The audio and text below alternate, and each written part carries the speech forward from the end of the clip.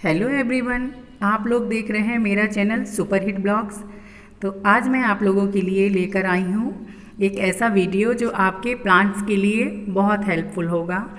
और मैं बताने जा रही हूँ, आज का मेरा जो टॉपिक है वो है तरल खाद यानी लिक्विड फर्टिलाइज़र। हम अपने जो हमारे घर में प्लांट्स होते हैं पॉट्स में या फिर छोटी क्यारियाँ होती हैं, उनमें किस तरह का फर्टिलाइज़र और दे सकते हैं, क्योंकि लिक्विड फर्टिलाइज़र बहुत जल्दी पौधों को देने पे उन पे इफ़ेक्ट दिखाई देता है।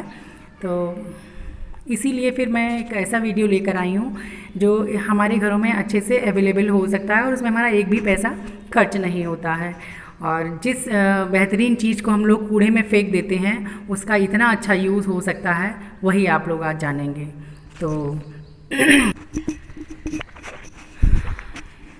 तो हम लोग आज 3 तरह की लिक्विड फर्टिलाइज़र बनाना सीखेंगे और मैं 1 बाय 1 आप लोगों को बताती चलूँगी कि वो किस तरह से बनना है। तो सबसे पहले हम देखेंगे, जैसा आप सामने देख रहे होंगे वीडियो में, आपको कुछ पील्स के जो टुकड़े हैं वो किए हुए दिखाई दे रहे हैं प्लेट्स में। उसमें एक में ये छोटी वाली प्लेट में बनाना पील है, उसका मैंने छोटा छोटा कट करके टुकड़ा कर लिया है। आप पूरा भी डाल सकते हैं। और ये बनाना कैसे है, आपको एक बकेट लेनी है छोटी सी, जैसे आप देख रहे हैं वो, उसमें पानी रखा हुआ है। तो वो सादा पानी है, उसी में ही ये जो बनाना पील के टुकड़े हैं इसे पूरा डाल देना है। चलिए मैं आपको उसमें डाल के ही बताती हूँ कि किस तरह से करना है।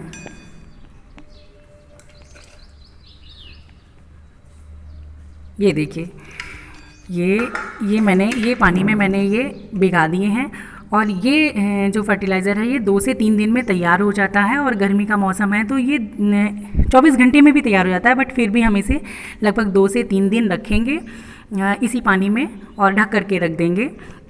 उसके बाद तो इसे जब आप 2 से 3 दिन तक भिगा के रख लेंगे, उसके बाद आप इसे तीसरे दिन आप इसे खोलेंगे और इसमें थोड़ी सी झाग जैसे आपको महसूस होंगे।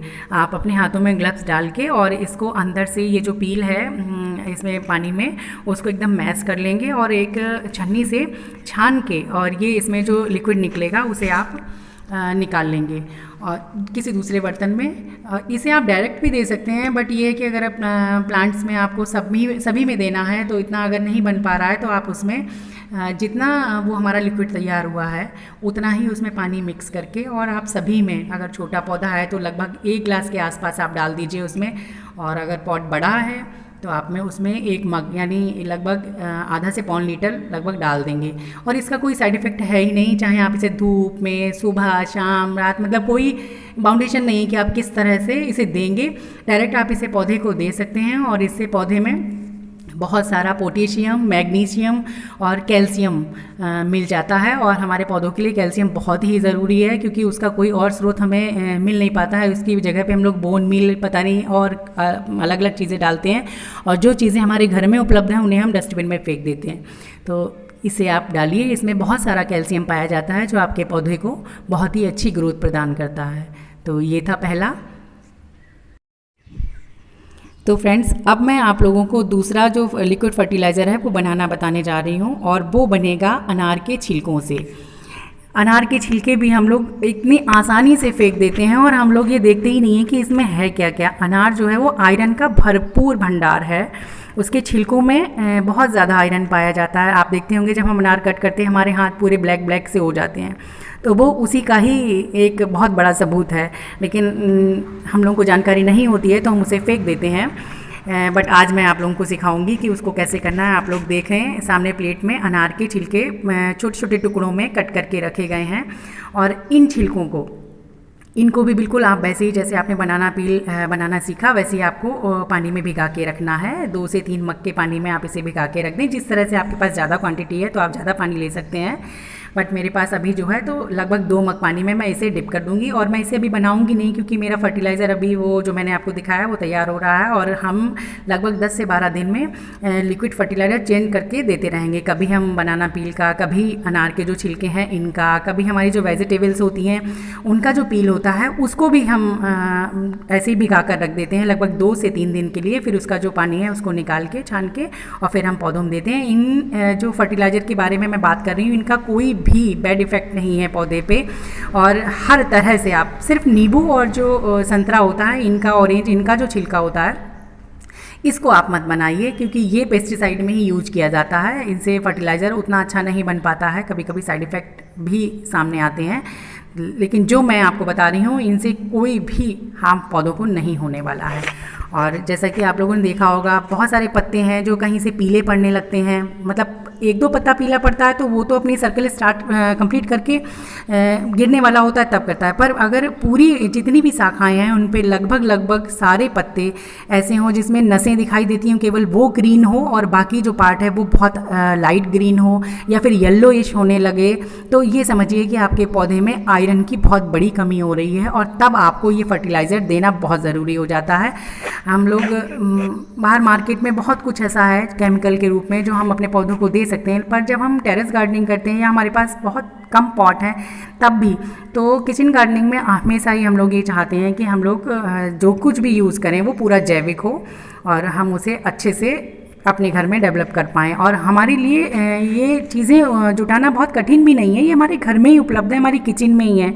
ये इतने सारे पील्स हैं जिसे हम फेंक देते हैं, अब वो वेस्ट ही चले जाते हैं। और तो अभी आप लोगों ने अच्छे से सीखा कि हम ये जो अनार के पील हैं इनको भी वैसे ही भिगाएंगे और लगभग 2 से 3 दिन भिगाकर इसको भी छान के, और इसे आप बिल्कुल पानी में ना भी मिलाएं, अगर आपके पास ज़्यादा पानी है तो वैसा ही डायरेक्ट आप पौधों में दे सकते हैं। और अगर आप डाइल्यूट करना चाहते हैं तो डाइल्यूट भी कर सकते हैं, वो हाफ एंड हाफ वाला रहेगा कि आप आधा ये लें लिक्विड और आधा अपना पानी लें, और सभी पौधों में आसानी से आप दे सकते हैं किसी भी टाइम। ये सारे जो 2 फर्टिलाइज़र मैंने आपको बताए हैं दोनों ही कूल हैं और समर में आप इजीली बिना किसी डर बिना किसी चिंता के यूज़ कर सकते हैं हर प्लांट में। और जो आपके फल फूल पत्ते जो भी हैं वो एकदम बहुत अच्छे से चमकदार बनने लगेंगे। आप ऐसा यूज़ करके देखिए तो सही। और अब हम बात करते हैं तीसरी खाद के बारे में, जो कई चीज़ों से बन सकती है। मींस वर्मी कंपोस्ट हो, किचन वेस्ट हो, या फिर जो हम लोग गोबर की खाद, जो सड़ी हुई गोबर की खाद होती है काफ़ी पुरानी एकदम ब्लैक सी, वो इन तीनों चीज़ों से मिलकर मीन्स ये एक तरह की कंपोस्ट टी बनती है। पर ये लिक्विड के रूप में जब हम देते हैं तो इसमें हमें थोड़ी सी कुछ ऐसी ज़रूरी बातें हैं जिनका ध्यान रखना पड़ता है। ये एकदम से जैसे मैंने बाकी 2 बताई हैं कि डायरेक्ट हम उसे दे सकते हैं, बनाना पील और ये जो पोमीग्रेनेट पील है उसको, लेकिन ये जो कंपोस्ट टी से जो हम लोग बनाएंगे अभी फर्टिलाइज़र, वो हम डायरेक्ट इस तरह से नहीं दे सकते। उसके लिए हमें थोड़ा टाइम का भी ध्यान रखना पड़ता है और जो हमारी मात्रा है लिक्विड की वो भी, उसका भी हमें ध्यान रखना पड़ता है।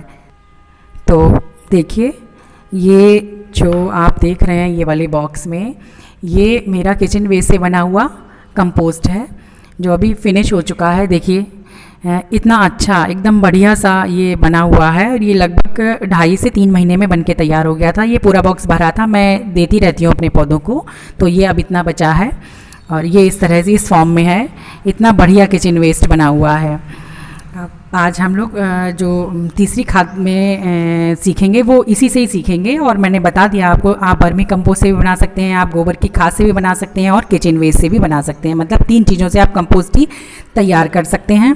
तो इसको भी मैं अभी बनाऊंगी नहीं, क्योंकि मेरे पास इसको मैं दे चुकी हूँ पिछले 10 दिन पहले, और अभी मेरा बनाना पील जो ये मैं आप लोगों को दिखा रही थी, तो ये मैंने बनाने के लिए रख दिया है।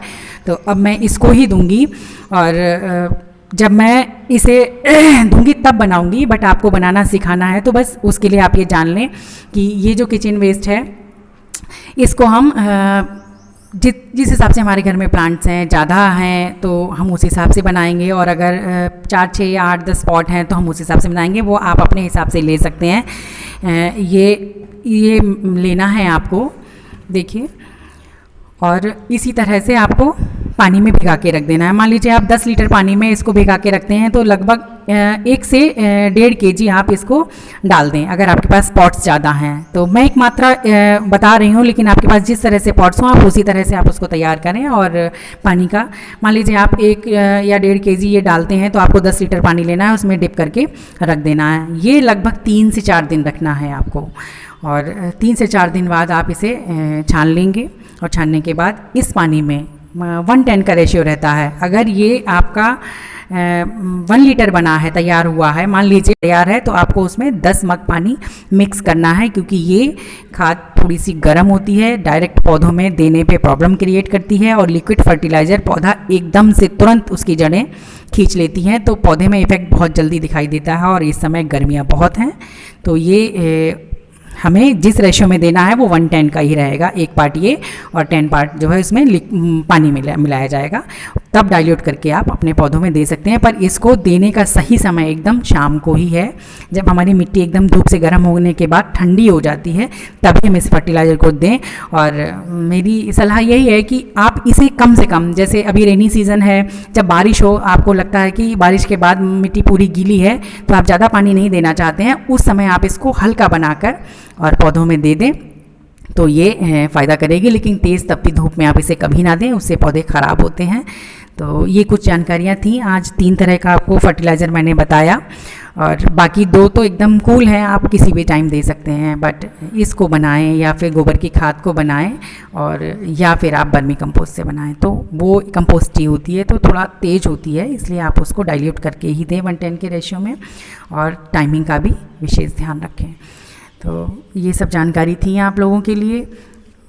तो फ्रेंड्स, हम लोगों ने आज 3 तरह की लिक्विड फर्टिलाइज़र बनाना सीखा, और इनको आप अपने पौधों में दें, और आप देखें आपके पौधों में, फल में, फूलों में आप एक अलग ही चमक देखेंगे, क्योंकि ये भंडार है पोषक तत्वों का।